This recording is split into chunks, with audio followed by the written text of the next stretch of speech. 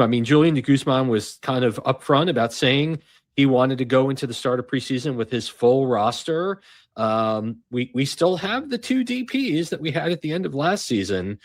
I think Red Bull fans, I mean, I know that Red Bull fans watching Bradley's presser were just chomping at the bit to really get at when is more help coming. And the team's been in Florida for a few days. Again, they have their first match tomorrow, Wednesday, but there's really no sign of another DP. They did make some news by acquiring some international slots, but it's been really quiet on the rumor mill. What do you think? What's going on with this team right now?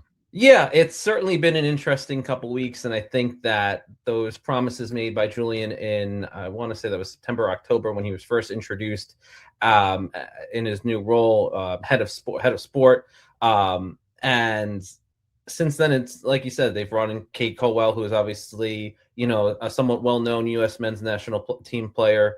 A lot of intrigue around him, I think, just from the standpoint of a lot of the conversation revolving around his interest in getting back into the men's national team roster conversation for the World Cup in June. Yeah. But it really does seem like it's been very quiet. And, being in Julian's position, and, I think he kind of spoke a little bit too about the goaltending situation also being figured out a couple of weeks ago when they introduced Michael Bradley. He said that seemed like that was a few days away, and it seems like maybe they had a plan in place and that sort of fell through. I know there were a couple rumors that were buzzing around social media, but they never really came to fruition.